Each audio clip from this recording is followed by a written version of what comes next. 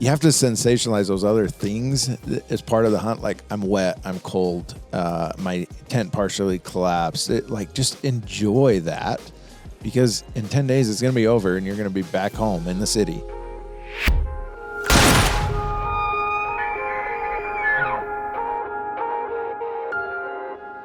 All right, what is up, everybody, and welcome back to the Vortex Nation podcast. If you hear a little buzz in the background, it's because I'm podcasting with my good friend, Mr. Austin Atkinson, at the Western Hunting Conservation Expo in Salt Lake City, Utah. The show is just kicking off, and we're kicking off the show with a podcast. That's right. It's busy. It's loud. People are flooding in the doors already. It's crazy. This might be like the biggest initial flow I've seen. So I wonder what we're in for this week. Hopefully a lot of fun and chatting with a lot of good people. I think people want to come in now and forget Stroller Saturday and not come in when the crowds show up. They're like, oh, maybe we'll go early this year. Speaking of good people, Austin, this is always a chance. We get to hang out, visit a little bit. You have some really cool stuff going on at Huntin right now, and we're going to talk about that today. And really, the topic of conversation is sheep. We're going to keep it sheepy today. I like it. We met many years ago. Long time ago. You used to come into what I call old Vortex. We have the new building now. So maybe if you can, let's just get some background, your hunting background, how you ended up at Hunting Full, how you ended up as a sheep guide, how you ended up walking through the doors and at old Vortex and where we initially met. I always like to recap that. Heck yeah. No, it was about 2007, 2008. My dad had said, you're moving out, you're moving on with your life. Hopefully you'll get married. You're probably not going to be able to afford these hunts that you want to go on. Because I had aspirations to go to Alaska, to go on the big mountain hunts. I didn't know how I was going to afford it. Fresh out of college, I didn't have a good paying job to go buy a sheep hunt, even though they were cheaper. I know. Back then. And I said, well, if I start guiding, then I can maybe have the experiences. I like to say I'm an experience junkie more than just a species collector. I want to experience new things. And so guiding became a way I could make a little bit of money, but I could go have the experience and get to do something that most people don't do till later in life when they're retired or they have, kids have moved out and they can spend some money. So I had packed in Alaska, worked as a packer on bear hunts. So I apprenticed and had enough days to get my guide license, which is kind of a tough one to get in Alaska. Mm-hmm. Yeah, that's a big deal. That, maybe to even talk a little bit, what did that take to get that experience in those hours in? And also, when you finished up school, where did you go to school and where were you living then? So I was from Phoenix, Arizona. That's where I was raised. I went to school up in Rexburg, Idaho, and ended up meeting my wife up there. But I was still trying to figure out, what did I want to do? Did I want to be an outfitter? Did I want to be, a business guy? Didn't exactly know what to do, but I knew I needed to go to Alaska and I needed to experience guiding. And literally out of the blue, I just started calling outfitters and said, I have my license now. Are you willing to take me on as a guide? I have no sheep experience at all up in the North Country. And just lucked into an outfitter that said, yeah, I actually do need another guide for this year. And do you have any sheep experience? I'm like, none at all. But I got some optics, and I was running the 8.5, the original razors. Okay. Right back then. I had just got them, and I said, yep, I'm ready to go. And so I went up to Alaska, sight unseen, and they threw me into sheep camp and said, good luck. Now, I was there with another guide, so he kind of shepherded me along, made sure I wasn't crazy. But I just started guiding. That was 2010 season. Guided my first Dall sheep hunter up there. And that was a little bit of what we call now the heyday of Dall sheep hunting. There were sheep everywhere. Really? And it was fun. And I haven't missed a year since. That's incredible. So what was that first year like? I mean, had you ever been in country like that before? I mean, now you're kind of getting thrown into this. Sure. I mean, you're guiding a person who's spent a lot of money. They have expectations. What was that first year like? It was interesting. I had been around bears before. I had been to Kodiak Island with my dad on a Sitka black-tailed deer hunt. So I had some Alaska experience, right? I had apprenticed on Kodiak and on the peninsula. Well, and that country is no joke, too. I mean, it's serious. Steep and gnarly and nasty weather. I mean, so that's a good experience to have. It's serious, yeah. One thing, we didn't have the gear that we have now, right? I was still wearing a lot of cotton, a lot of Wooltimate, like heavy gear. And this is 2009, 2010. It's crazy to think how far gear's come in a relatively short amount of time. No kidding. I mean, I was running Helly Hansen heavy rain gear, like just the PVC rubber type gear. Like everything was heavy. Mm-hmm. But I went up there and said, I'm not scared of Alaska. I know how to survive. I was a Boy Scout. Okay. Right? I'm just fine camping. And we kind of ran a group camp that year, so I was with another guide and his client, and we worked together, and it was just a phenomenal experience. We killed 2 sheep opening day, looked at a lot of sheep, got some experience, and I was hooked, basically.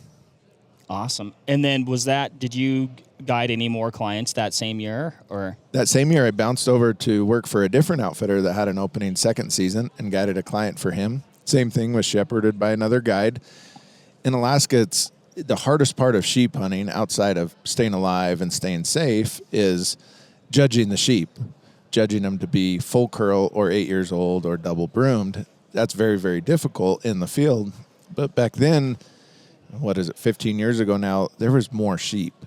And where we hunted in the Alaska range, it wasn't hard to look over 20, 30, 40 rams a day and start to get your bearings, what's legal, what's 8 years old, what's not. So I quickly gained that experience. Digiscoping was just starting to come around. And so taking pictures on a phone helped me judge when not too many people were doing that yet. You know, we had some GoPro adapters. We had some different tools back then than we have now because the smartphones weren't quite the same. But it's evolved a lot since then. Yeah, it really has. From a physical component, like what was that like for you? Oh, I trashed myself that first year. No joke.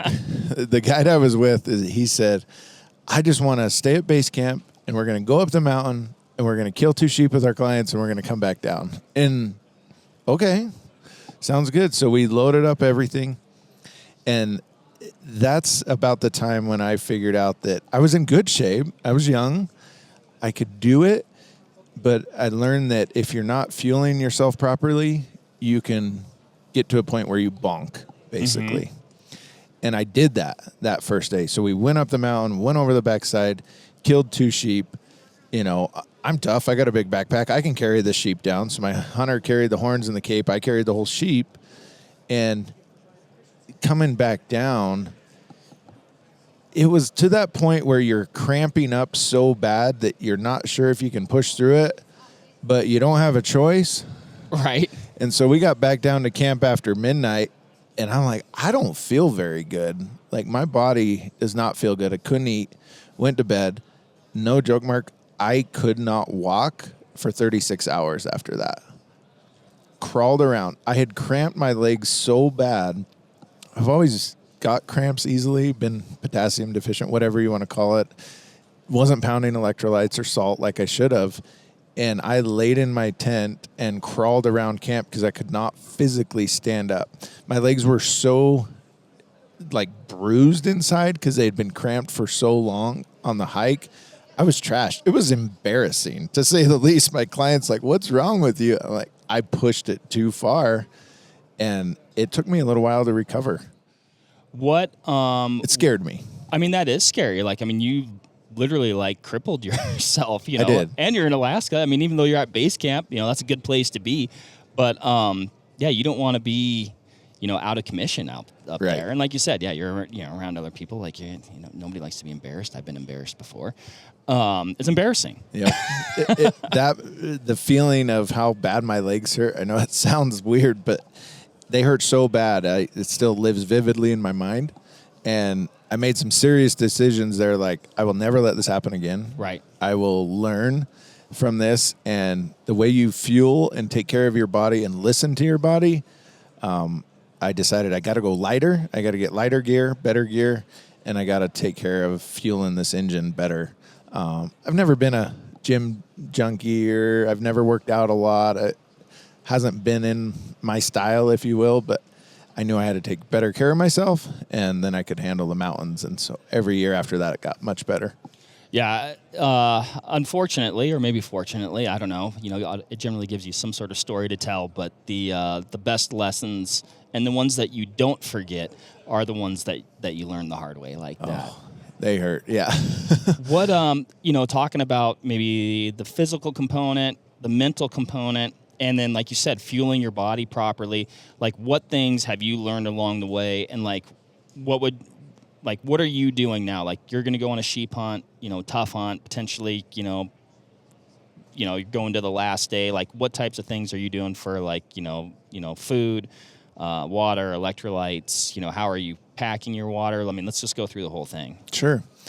I think now we've realized that you have to prepare ahead of time, and you have to condition your body. And the more you do that, the better. Sheep hunting is not impossible. Sometimes we talk as sheep hunters that it's unattainable by everybody else, and that's not true. I mean, I've had tougher elk hunts maybe than a sheep hunt if you don't plan well or you go into a really hard spot. But first of all, it's financially tough, right? Sheep hunting, that's kind of first. And then second would be being mentally tough. After that, the physical part of it, if you listen to yourself and learn how to listen to your body, I think you can prepare for that pretty easy. So it's different for everybody. I personally drink a ton of water.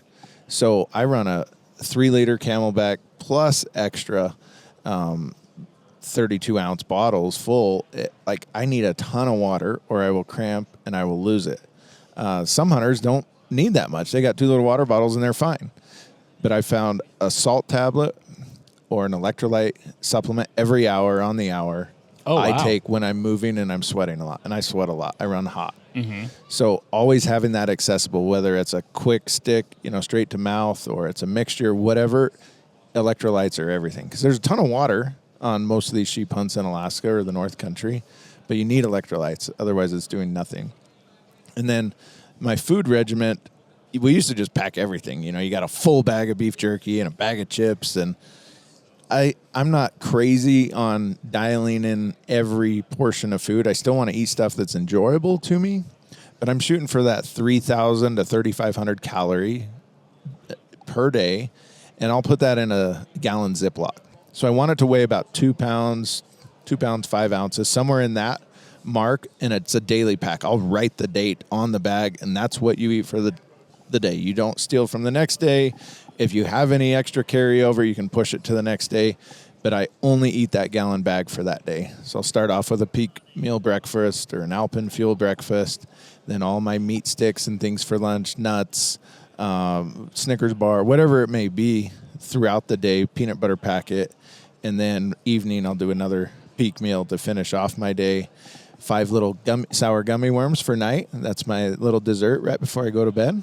And then that gallon Ziploc is empty for the day. And so however many days I'm going, that's what I pack, and it's real easy to just grab that amount of days and carry it.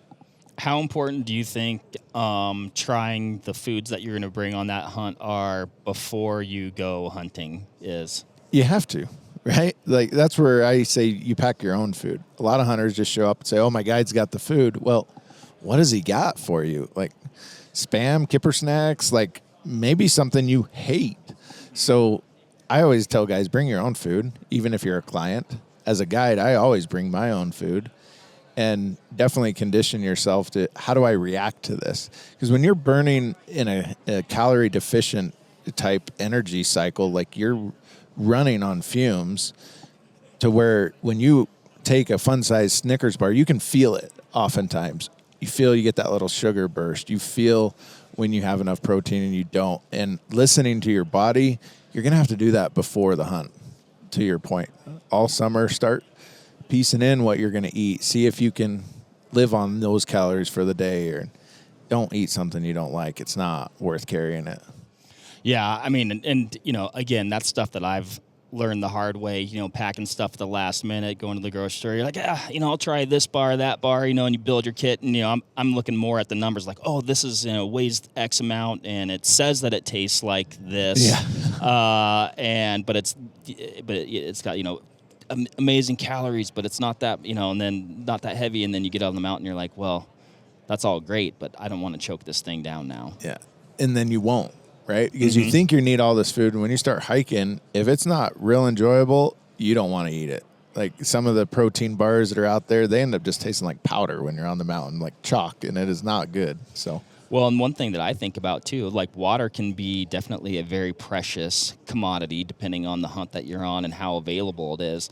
And there's some foods that, like you said, maybe it's powder or chalky, and then all of a sudden you're like, oh man, I'm halfway through my water bottle trying to get this bar down. It's like I kind of want to save a little bit more of that for later, Yeah. You hear a lot of people talk about lightweight sheep gear, and they're like, oh, I got my pack down to 40 pounds or 42 pounds. Well, water and food are everything. So yeah, that's great to have a really light pack, but if you have to carry food, that adds a lot, 2 to 3 pounds a day on my setup. And then if you have to carry water, that gets exponentially worse. So that's what really dictates how heavy your pack is. And luckily in Alaska, most places you're hunting sheep, there's water everywhere. So we rarely will carry water uphill. You will start at the bottom, you will spot maybe a glacier runoff or a snowpack runoff and say, okay, I can get up there and filter some water. So I'm not going to carry water up. We'll carry water downhill sometimes, but rarely will you carry it up if you know there's going to be water higher. Yes, packing water. And I always have different if you can see it. You're like, oh, yeah, I can see it and I can get there. I have a phobia of, not being able to find water. So, I'm always probably packing. Not always, but often, maybe a little bit more than I should. But, yes, packing water uphill is the worst. Or by far. Or if you are going somewhere where you're like, yeah, I know there's not water up there and we have to bring it. Oh, yikes. It's crazy for sure. What are you using to filter water? Anything when you're up there? So most of the time, or I should say purify or whatever. Yeah, the minerals are so heavy in a lot of that North Country water. It affects me. I take a cranberry supplement pill every day, just to help my kidneys filter through the water and everything. Some people aren't as affected by it, but you think it's coming out of the rock, it's coming off the mountain. Most of the time, it's super mineral heavy. So I run a gravity filter most of the time. As long as you keep those gravity filters backwashed, they'll last just fine. A pump filter, I've had pump filters before, but man, your arm gets so tired pumping water. If you're doing it for yourself, a client, a packer, whoever, it can wear you out. So a pump filter is nice because you can force the water through it, but I prefer the big MSR gravity-fed filter bag because I just fill the bag up, hook it on my tripod, then I can work on something else or glass while that gravity's doing the work. I don't care if it's slow because I got time, but I don't have energy, so gravity filter's my go-to. Is that pretty lightweight? Super light, yeah. Yeah. I've run the last couple of years a SteriPen. I don't know if you've ever run those before. I never have. I really like it. I do trust it. I haven't gotten... but I always it does run on batteries, and so there's always that it could what break if it dies? or whatever. And that's not going to pull minerals or dirt or anything out. It's just going to kill the organisms. Yeah, right. Yeah. So you'd be anything living. If the water's a little bit like you said, chalky, or I try to hunt places when I'm doing a backcountry hunt that generally have pretty nice water. I'm not I know guys do it, but I'm not super stoked on filtering water out of an elk wallow. I'd probably do it, but it's not preferred. It's not preferred. Exactly. It's definitely not preferred. What else is going on? What should people? They've booked a hunt. Maybe they got lucky and they drew a sheep tag. Like you said, the financial component, just getting the opportunity is one of the biggest hurdles to overcome. But let's say a person has done that. What other things do they need to be thinking about when they're going on that hunt? Yeah, I'll put the 4 North America wild sheep in kind of 2 buckets, and that's the bighorns and the thin horns. Mm-hmm. So your bighorns are your Rocky and your desert. The thin horns are your stone and your doll. A stone and a doll sheep hunt in the North Country, Canada or Alaska, very different hunts. oftentimes those hunts are over the counter for residents of Canada or Alaska. So high hunting pressure, minimums on what you can kill, whether it be 8 years old, full curl, 3/4 curl, whatever it may be in your area. Those hunts are going to generally be more difficult, where you got to cover a lot of terrain. It's going to be a backpack style hunt most of the time, unless you're running a helicopter hunt in Northwest Territories. But generally, those are the more physical ones that we talk about when we say you got to be in sheep shape, right? That's generally for a thin horn hunt. When you come down here in the lower 48 or BC or Alberta and talk bighorns, realize that if you draw a tag for desert or rocky in the States, it's probably not going to be a very hard hunt. Really? And that's where, guys say, oh, I'm not in sheep shape. What if I draw a desert tag? Well, we manage so tightly on how many tags we give out. It's probably super high success. Yes, there's the outliers. There's some wilderness areas in Arizona or Utah that can be a physical backpack hunt for sheep, but it's nothing like a thin horn hunt up in the North Country where you're packing 10 days worth of food and, your camp and everything.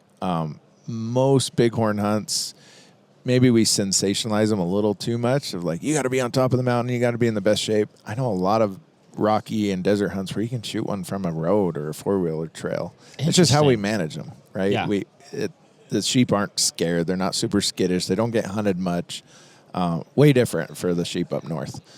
But sheep shape is not always the requirement for a sheep hunt, I guess is what I'm saying. So in the lower 48, you've got to be wealthy or you got to be super lucky to get a tag. There's less than 200 non-resident sheep tags across the country every year. That's a pretty small group of people that are going to get a chance to go.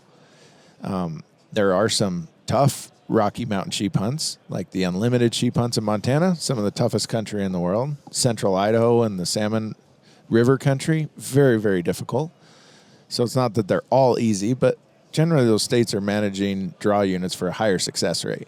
So you're probably going to get one.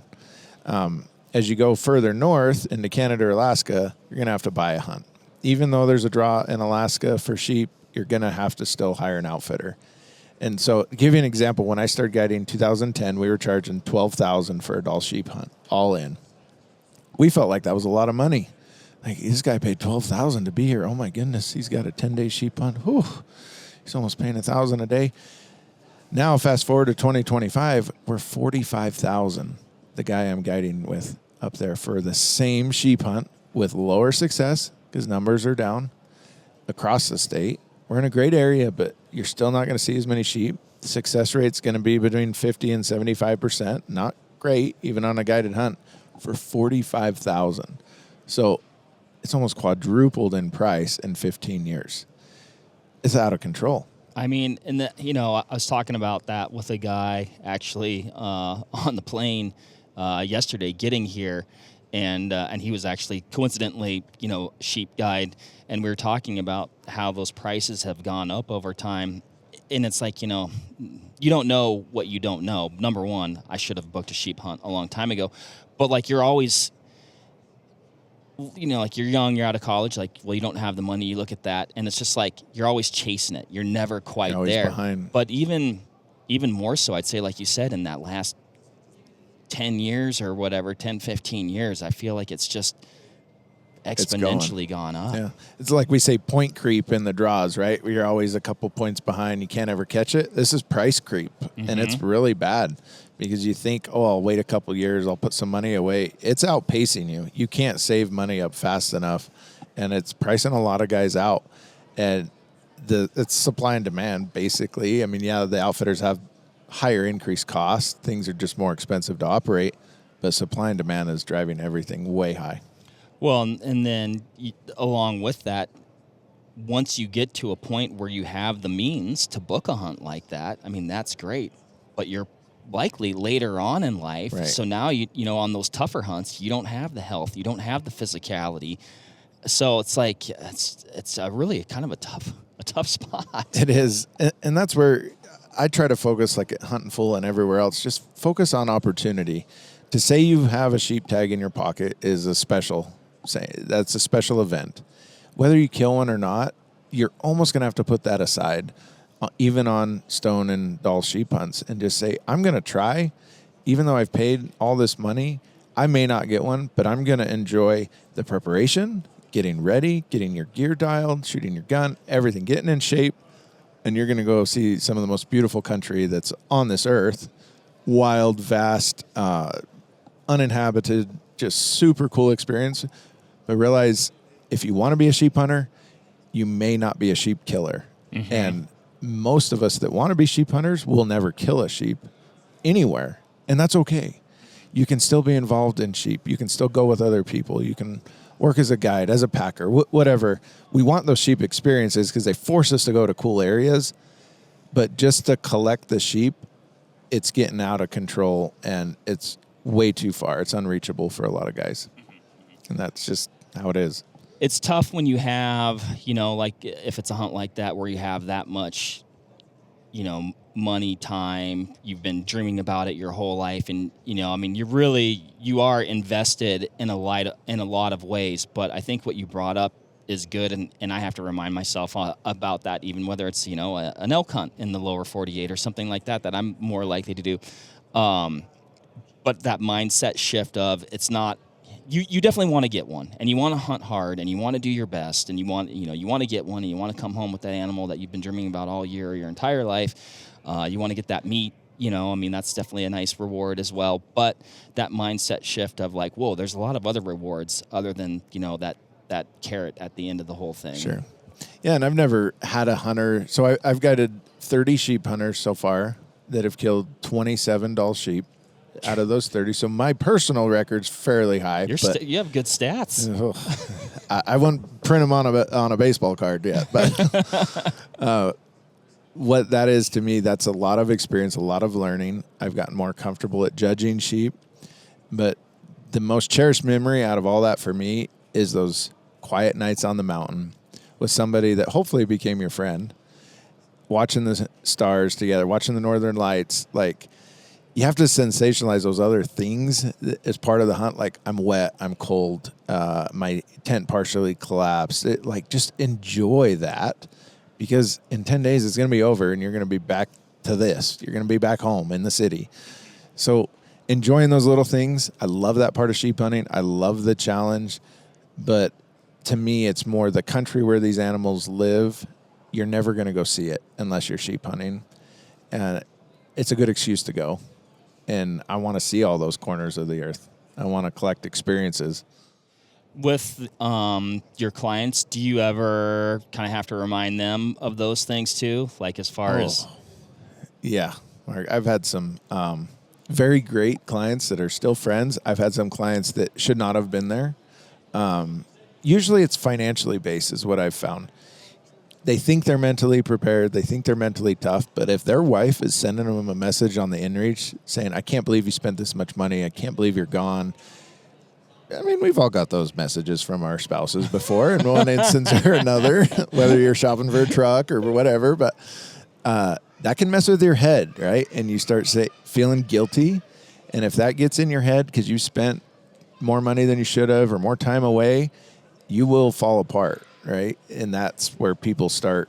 They say sheep hunting's a mental game. Well, it's more than just mentally tough to keep walking. Mm-hmm. I'm not just talking about the walking. I'm talking about it's the third straight day you haven't got out of the tent because it's raining. Your wife's blowing your phone up wondering why you're not home. Work is sending you text messages, say, when are you coming back to work? What do we do about this? You mentally break down and then you're not enjoying it. So that's part of the mental game. Right. I mean, that is something where I would think, and like I said, I've never hunted sheep, but I've done some limited backpack hunting in some pretty remote places. And you do, if you're not present or something's going on that you don't want to be there, dude, that is the beginning of the end. Like, sure. And it's critical that you're present too, because you need to be focused on what's going on. I mean, that country can be super unforgiving.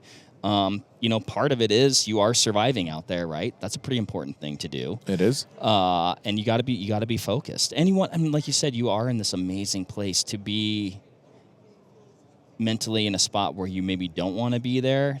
That's, it's really unfortunate, And like you say, being present, how many times do we not do that in life? right? All the We're time. somewhere, but we want to be somewhere else, or we wish we were somewhere else, or you're trying to be home and help with the kids and the wife, but you're not there and you can't be, and it messes with us.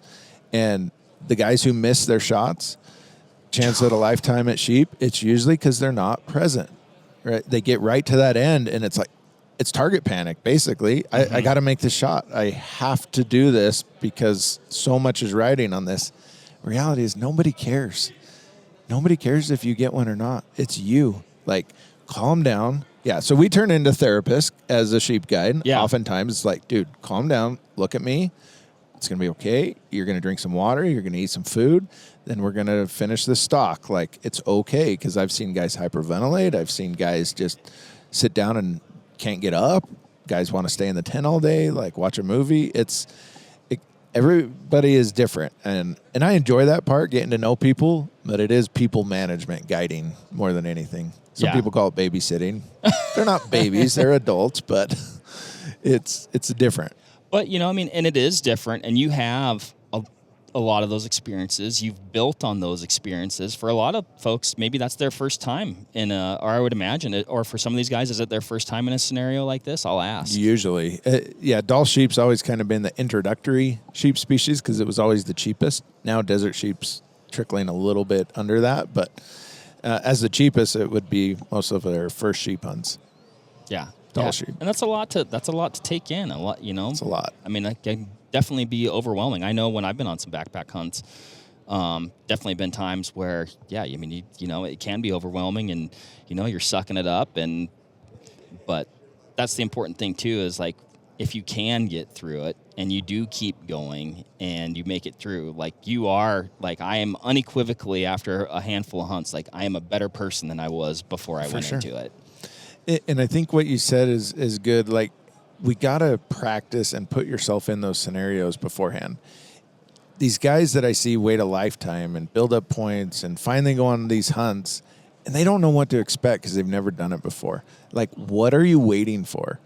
There's no reason you can't go to Alaska and hunt black bear or Sitka deer or something a lot cheaper, and do any hunt where you live out of your backpack, where you eat freeze-dried food, where you sleep in the sleeping bag that you've never used before. Like, there's no reason to show up on a hunt of a lifetime for sheep and have no idea how any of your gear works or how you react under certain conditions. Like, there's plenty of hunting opportunities out there that are a lot cheaper, easier to get. Go on a sheep hunt with someone else.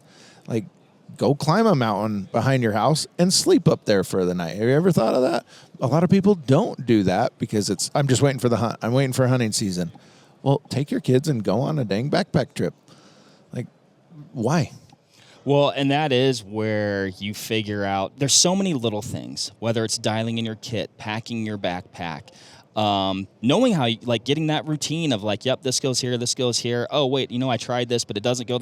Like, it seems so, like, not critical, but it's so critical. It's little things. And it's a ton of little things, and it makes you efficient, and it makes you faster, and it makes you just overall, like, it makes the experience better too, because you're not struggling, or what does this strap on my backpack do?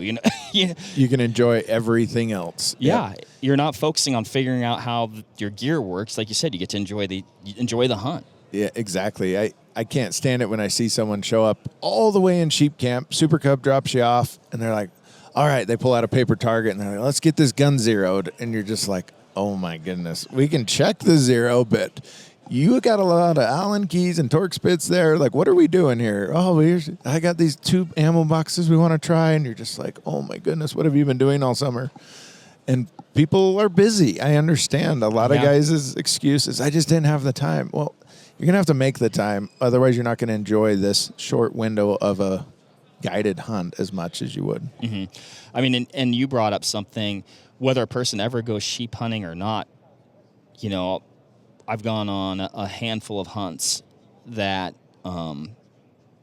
in my opinion, I mean, they're like a sheep hunt or they're like a goat hunt. They're just not for sheep and goats. For sure. And so you're getting all those things out of it. You're getting the experience. You're getting the beautiful country. You're getting to test yourself and push yourself, sometimes beyond what your previous limits were, but that's how and these are, I'm talking to myself here because, I'm trying to build up that mental toughness and stuff like that, always, right? But there's only one place to figure it out, and that is on the mountain. On the mountain, yep. And so a lot of guys will go like on an odd-ad hunt. Mm-hmm. Poor man sheep, they call it. They're getting a little more expensive. They are. That's a Barbary sheep. They live in some rugged country. They're tough. They got good eyesight. So they have some similarities to these bighorns or thin horns you're hunting. And there's no reason you can't go on that hunt to practice climbing tall mountains. If you want a cheaper guided hunt that feels a lot like a sheep hunt, mountain goat are a great option. Less than half the price of a Dall sheep hunt. Mountain goats are, they say goat country starts where the sheep country stops. Goats live in some nasty, nasty stuff. Could be steeper, nastier than where the sheep live. But they got smaller horns, so they're not as distinguished, if you will. But a mountain goat is a beautiful trophy and an awesome experience to do a very similar type hunt. And then any other hunt, you can make it as hard as you want. Yep. Well, in a mountain goat, I mean, if you've shot a mountain goat, and I'd say in most places where they live, you've done something.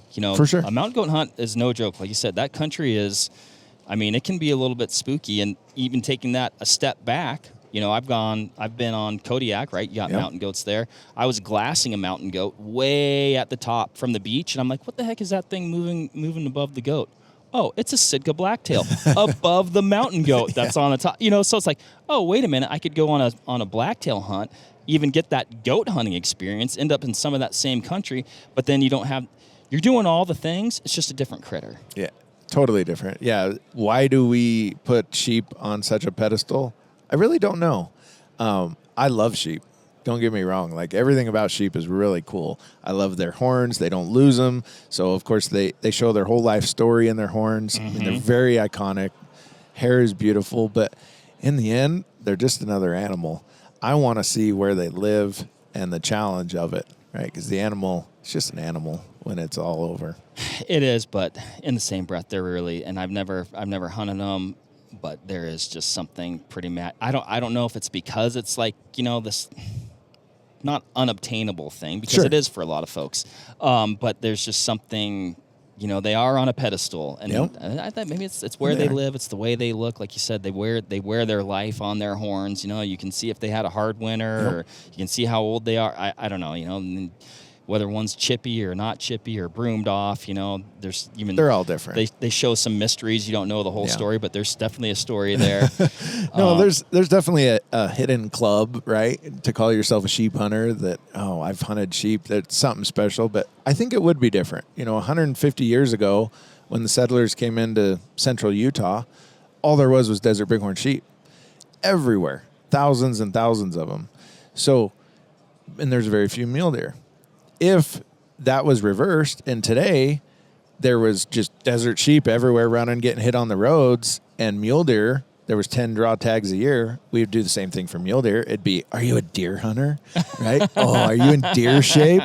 You don't have a tag for deer. It would be switched. It is a supply issue that we have with sheep, and all the conservation efforts, everything we do to save sheep is needed to keep them alive and keep the opportunity alive. And we've done some amazing things over the last 100 years, but it would be totally switched if it was deer that were limited and not sheep. It's funny to think about it that way. Well, speaking of the supply issue, I mean, that's one thing that you guys, in a variety of ways, help folks out with. We talked about drawing the tag. I mean, in today's day and age, with points and point creep, and a lot of these states have had systems instituted for a long time. What does if a person goes, I do want to at least have an opportunity or a chance to hunt sheep? How is that? What tips can you give a person in the draw systems for a state in the lower 48? I mean, if you're just starting now, it'd be pretty hard to ever have better than 1% odds in a sheep draw in any state anywhere. It's just not going to happen if you're just starting out now. There's too many people, even in the random draw states, you're going to be less than 1% forever, no matter how long you apply. So you're going to have to be lucky. So you're saying there's a chance. Oh, there's a chance. There is a chance. And we all play the game, right? It's discouraging to look at the odds, but there's tens of thousands of people that want the tags, and there's not that many. If you live in a state that has sheep, obviously that's your best chance. The resident odds are going to be much better than a non-resident. So that's your only shot. I tell guys, spread out your budget and start applying for some state raffles. You know, if they give away a tag, a silver state tag, a dream tag, whatever, definitely play in those. I want my name in as many hats as I can across the West to try to get a sheep tag. If you want to just go on a sheep hunt, you can do the unlimited hunt in Montana for Rocky Mountain Bighorns. It's a $1,200 tag. You can get it every year, and you can go into some of the nastiest country that's ever been created. And it's a harvest quota. Once they kill 2 in the unit shuts down, and you may be left with a tag and you can't hunt, but it's a chance, and somebody's got to kill them. So in the States, super tough to ever be guaranteed to draw. It's just not a thing anymore. Yeah. If you started 30 years ago, you may have a chance of being guaranteed in a few states, but not if you're starting now. Well, that brings me to my last thing I want to cover today. You guys at Huntin' Fool have a really cool promotion going on. I guess I'll call it a promotion opportunity for a person to win not one sheep hunt, but all the sheep hunts. All of them. This has been a long time coming. So we give away hunts about every month. We do just to give the average guy an opportunity at some of these big hunts. So Huntin' Fool will go purchase these hunts with our endorsed outfitters, secure the dates, pay the money, and then we'll give that hunt away to a lucky winner. And this year we said, wouldn't it be cool if we could do a grand slam, all 4 North America sheep, to one person? You know, we've given away 4 sheep hunts before, staggered out, you know, to different winners, but we said, let's make it work for one winner. It's a lot of money. To buy from endorsed outfitters now, it costs us $335,000. I signed the checks. I know how much it costs. It was a lot to buy all these hunts. We secured the dates over 2025 through 2027, so we spread the 4 hunts out. Gotcha. But they're locked in, Desert, Doll, Stone, and Rocky. And we said, well, geez, what if somebody wins this and they can't afford the tips to go? Because if you got to tip 10% on all those hunts, we're like, let's build that in. So we prepaid the outfitters over $30,000 in tips so they don't have to worry about that. Their tags, license, GST tax in Canada, all that's included. So really the only thing this one lucky winner, whoever it's going to be, is going to have to deal with is a taxidermy bill and some time off of work. So we're giving it all away. End of February is the deadline to enter, February 28th. February 28th of 2025, right now. That's coming up. It's coming up fast. We're giving it away now. Holy mackerel. Yeah, a lot of times these big giveaways, guys will spread them out over a year or, you know, win this truck by December or whatever. But we said we got to do it now. We want a short entry period because the first hunt is a stone hunt this August. So they got to get ready. We already booked it, and it's a $110,000 stone sheep hunt. So they have to get ready for the hunt. They're going to have that taxidermy bill. What about getting to the hunt? Are they responsible? They're going to have to get there. Okay. So they're airline flights. We paid all the charter fees, like into the field, all the little planes. Okay. But you'll have to fly to the international airport. Yeah. Gotcha. So 3 hunts in Canada, 1 in Mexico. So the big question then, how does a person enter this? So if they go to huntinfool.com, we've got everything on there. They can enter. They can enter by referring a friend or $200 an entry, 6 entries for $1,000. That's all it takes. $200 could put you on a ginormous prize. One winner is going to get drawn. I hope whoever it is, rich or poor, that they're happy and excited. That's all I hope. I don't know how you could. I mean, that is an absolute dream. I mean, this will be for, I would have to guarantee, I would have to think that for whoever comes away with this, I mean, that is a dream come true. And the good news is you also have the next 4 years of your hunting seasons all planned out. It's all planned out. Yep. High success hunts. We're going to be real excited to see how the hunts go, but they're all great hunts. We sell these hunts, right, through our endorsed outfitters, but they're just so expensive for the average guy. So we said, let's give one away. That's awesome, man. This is super exciting. This will be one to watch. I think one that a lot of folks are going to enter, and one that a lot of folks are going to be paying attention to see who wins it. And like you said, whoever does come up with this thing, man, what an opportunity to not only get a crack at a sheep or all the species, but like you said, to have these experiences in these places that you otherwise would just never get to see or do or go, and that's super cool. So awesome. We're excited. Yes, this is I'm daydreaming about it. What if that was you? What if it would change your life? It would be life. Might change your kid's life too. Yeah. It's a big deal. Cool, man. Well, it's always good to see you, Austin. Thanks for coming here to visit with us. The show is a buzz with activity right now. I'm buzzing just thinking about, man, somebody killing or getting an opportunity to go and pursue all the sheep. And it's great to see you. And I'm sure we'll see you around this week. Sounds good. All right. Thanks, everybody, for listening. You heard Austin. Get your name in the hat. Get in. Time is limited. Very limited. Just like sheep tags. That's right. We'll catch you on the next one. Bye. There you have it, folks. Thank you very much for listening. As usual, give this video a like if you liked it, comment something below, and give us a subscribe to the Vortex Nation podcast channel. It would mean a lot to us. Also, why don't you give us a follow over on Instagram while you're at it, at Vortex Nation Podcast. We'd love to hear from you over there, and we'll keep you updated with all kinds of cool photos and videos from our adventures that we do here. Otherwise, we will see you on the next one. Thank you again. Happy hunting and shooting, everybody. Have a good one.